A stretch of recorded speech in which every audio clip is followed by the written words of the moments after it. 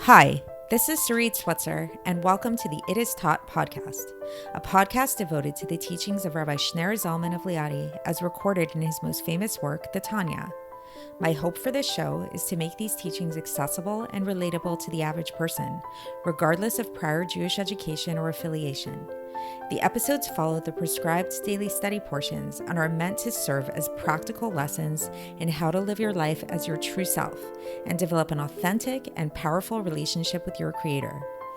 I have personally experienced the effects the study of this work has had on me, and I'm excited to share what I can of this knowledge with you.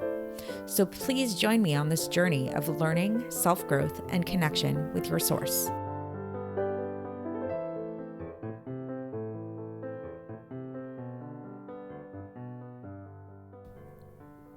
Hi, and welcome to the It Is Taught podcast. This is episode 660 for the 27th of Elul in a regular year. So as kind of an introductory note, a little bit of a disclaimer, this is not going to be the most PC politically correct message. So forewarning for all of you more maybe feminist oriented kind of people there, but bear with me and hear out what the Tanya has to teach us. And you'll see that it actually is quite fascinating.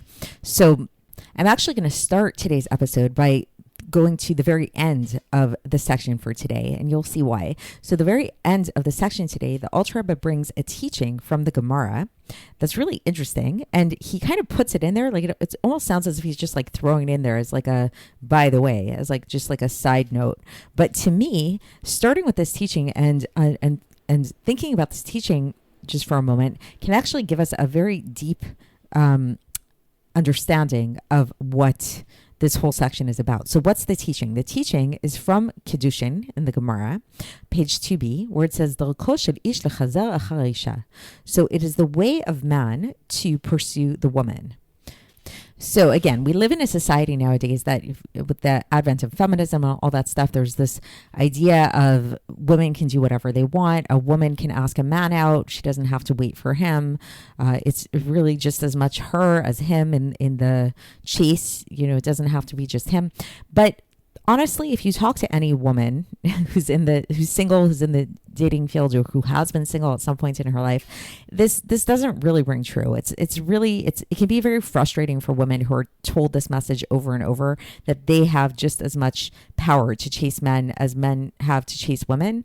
In my personal experience, this has not been the case. It's that it really does have to come from the man. If a woman really, really likes a guy and she chases after him, if the guy's not interested, he's not going to be interested for the most part. I mean, sure, there may be exceptions to the rule, but this is the general idea. Versus for the man, if the man chases after the woman, as long as he has like a decent amount to offer, if he chases her in the right way and enough, it won't necessarily work, but there's a better chance that it will work out, because this is more the nature of man is to chase the woman and not vice versa. For a man, in fact, if he sees that a woman is chasing him too much, it kind of can often be a turnoff, because he kind of senses that this is not appropriate. This isn't the way that it's supposed to be. And for a woman as well, if she's in a relationship with a man or she's dating a man and she doesn't feel chased, she doesn't feel pursued, sought after, even if he's a really nice guy and even if she really likes him, she's going to feel very frustrated, and it's not the correct relationship dynamic. We see really that the ultimate nature is for the man to be the pursuer. Nevertheless, so I hope the feminists out there are not ready to hit me too hard just yet, but there is a role for the woman. So what is the role for the woman? What role does the woman have in the dynamics of the relationship? Is there anything that she can do in order to get a guy to like her, get a guy to pursue her if she likes the guy? Or once they're in a relationship, what is the woman's role? Is it just about having her accept the man's love and have the man just love her and shower her with love, and she just has to kind of like be there and like reciprocate the love, and that's about it? So no. So in a healthy relationship, and this has been studied by countless psychologists over and over and over again, what does a woman crave more than anything? She wants to be loved. She wants to feel cherished. She wants her husband to really just love her and shower her with love, to fill her love tank, as I believe it was John Gray, the author of the famous book Men Are From Mars, Women Are From Venus, wrote about this idea that women need their love tank filled. They need to feel loved. So while of course men need to feel loved as well, but more than love, what is it that a man needs in a relationship more than anything? A man needs to be respected. A man needs respect. He needs the woman to admire him, to look up to him. If a woman loves and cherishes a man, but she doesn't respect him, that's not going to be enough. And in fact, one could argue that respect for a man is actually more important than love. He needs that respect more than love. And of course, a woman needs to be respected as well, but more important than that respect is that love. So that's kind of like the interplay between the two genders, is this idea of the love and respect. So why are we talking about this? Why are we talking about all this relationship advice on a Tanya podcast? Well, because our ultimate relationship that we have is actually not with our spouses, not with our partners, not with our boyfriends, girlfriends, things like that. It's actually with God. God, all of these relationships that we have are actually kind of just meant there in a certain sense to be archetypes for our ultimate relationship, our essential relationship with God, in which we are the woman and God is the man. Again, maybe not so politically correct to say, but that is the dynamic. And why is that the dynamic? Because, and why is it? It's a good question, actually. Why do we refer to God as he? Why don't we, like many feminists, call God she, or perhaps agender, non-binary, whatever you want to call it? Why is that? Well, because when we talk about these traits of masculinity and femininity, they're actually originating in a spiritual place. The entire basis of all of reality is actually created through this dynamic of the masculine and feminine forces. This is a Jewish idea, but it's actually not only a Jewish idea. If you go to pretty much any culture that I am aware of in the world, there's this discussion of these male and female energies at play, whether we're talking about Chinese medicine in India, throughout the world, there's this discussion of the male and female energies and what they're all about. And traditionally, both in those cultures, as well as in Judaism and Kabbalah and those kind of teachings, the masculine energy is the giver, the influencer, the radiant one, the one that is associated more with spirituality and externality and that kind of thing, versus the feminine is the receiver. She's the developer. She is the one that takes the male influence and turns it into something. We see this very clearly in the male and female body and the interplay of that, right? Like, and in the conception of a child, that the man influences the sperm, and then the woman takes that sperm and develops it within her, and she receives it in that way, and she cultivates it. So this is the whole idea. And so we'll learn in today's discussion that another perspective on all of this is that when we talk about the masculine, we can talk about the masculine in terms of love. Love, we'll learn, which this might sound kind of counterintuitive, but love is a more masculine trait, because love is all about effluence. It's all about giving, flowing outward, outpouring of the heart. And again, it doesn't mean that women can't love, aren't capable of love. We all have both of these energies, all of these energies within us, but it's just kind of like, who is the archetype for each?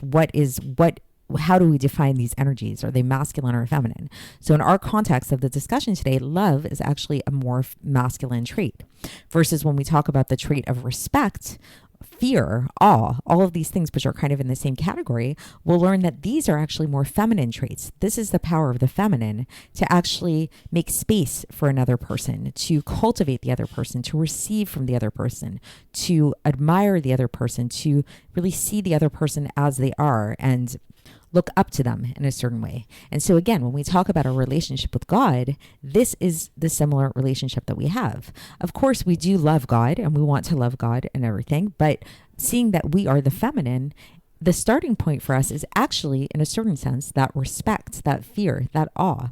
And as we'll learn today, through cultivating and developing that respect and awe of God, that can, and it doesn't always, as we'll learn, but it can eventually make us receptacles to God's love. And the reason why I say not always is similar to and of course lahavdil, but similar to a male-female human relationship.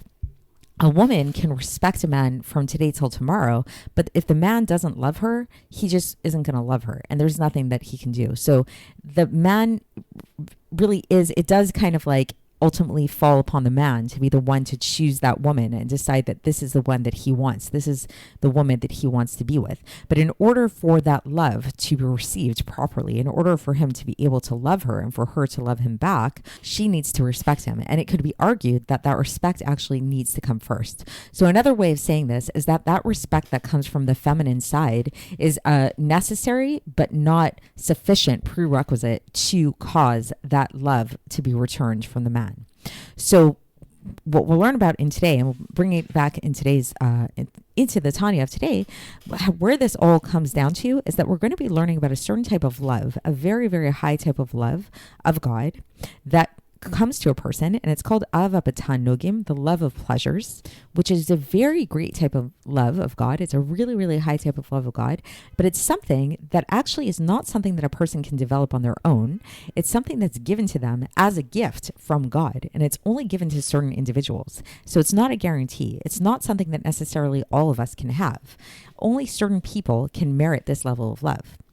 However, in order to even be considered to merit this kind of love, the way to prepare oneself for this is to develop this deep awe of God, this deep sense of respect and fear of God. So let's get into the text and see how the Alter Rebbe explains all of this. And I know that I'm being a little bit maybe creative in my explanation for today, but I think thinking about these things in terms of male-female relationships it can be a helpful way to help us understand this dynamic that we have with God.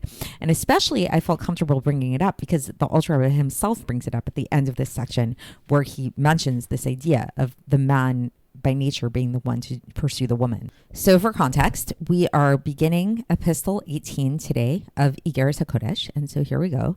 So the Alter Rebbe begins with a pasuk, with a citation from Shir HaShirim, chapter 7, verse 7, where it says, Ma yafit umat namat ahava batanugim. How beautiful and pleasant are you, ahava batanugim, this love of pleasures. So what does this mean?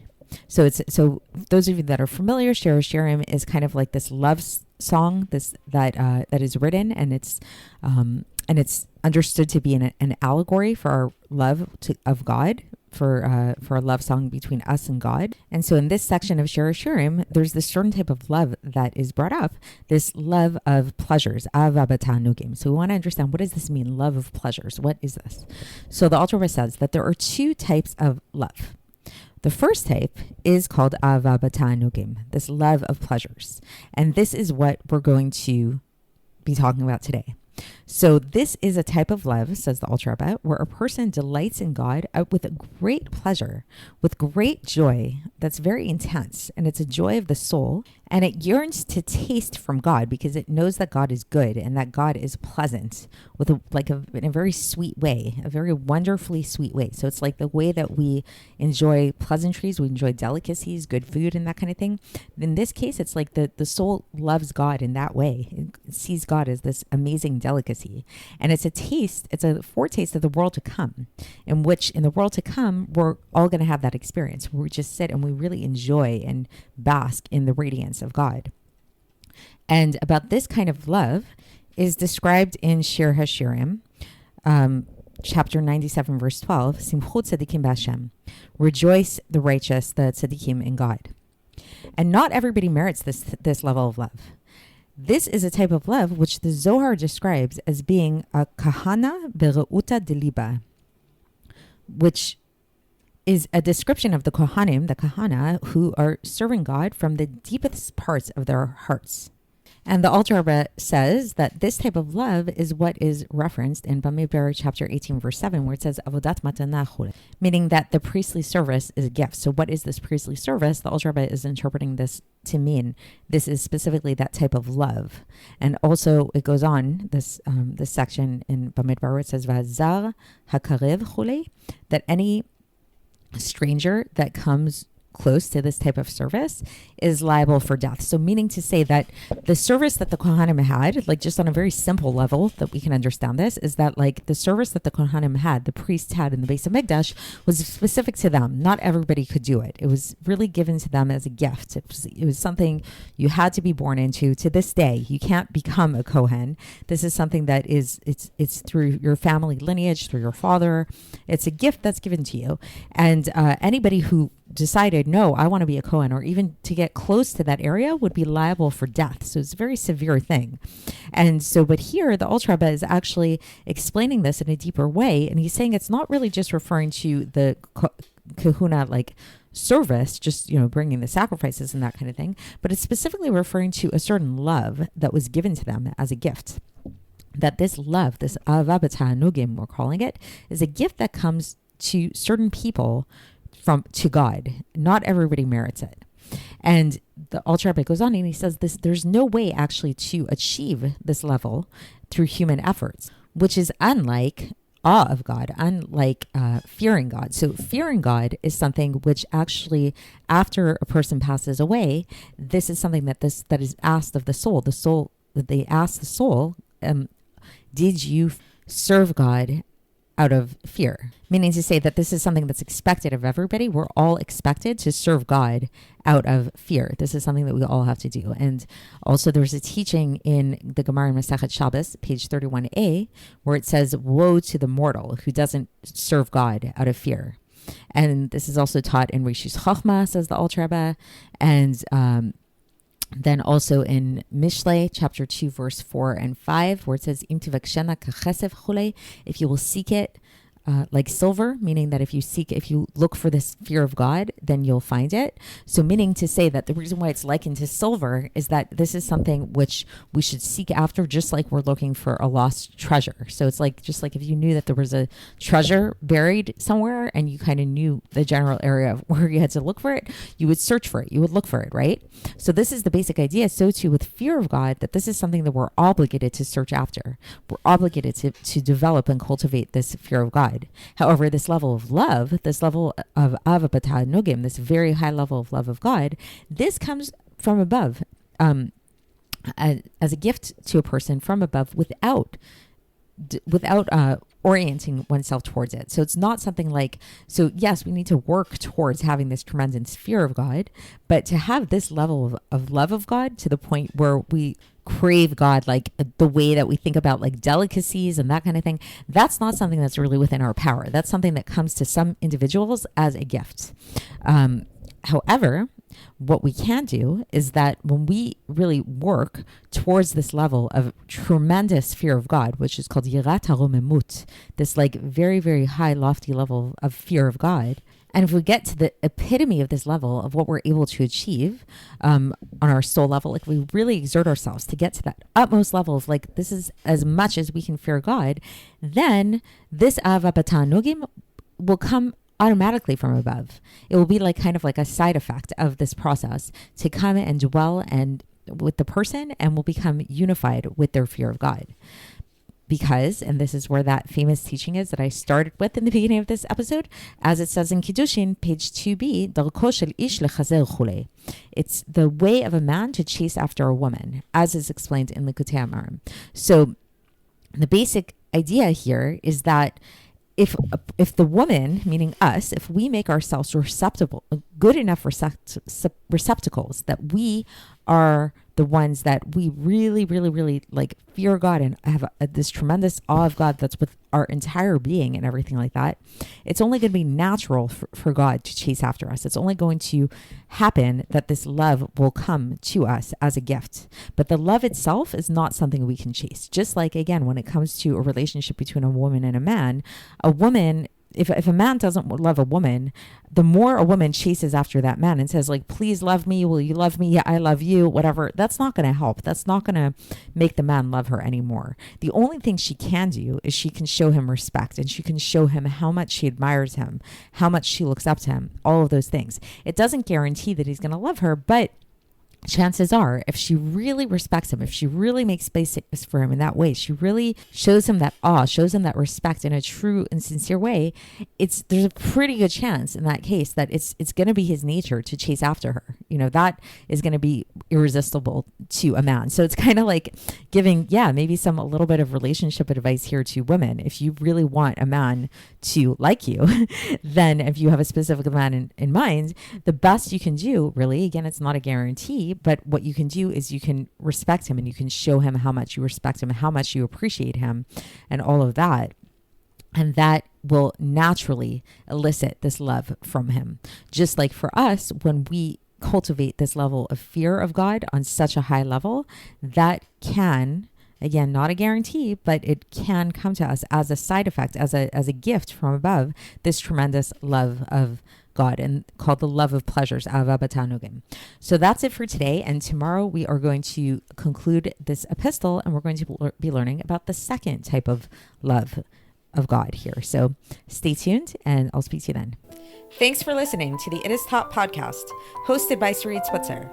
This podcast is dedicated in loving memory of my maternal grandfather, Avraham Yitzchak ben Binyamin HaKohen of blessed memory.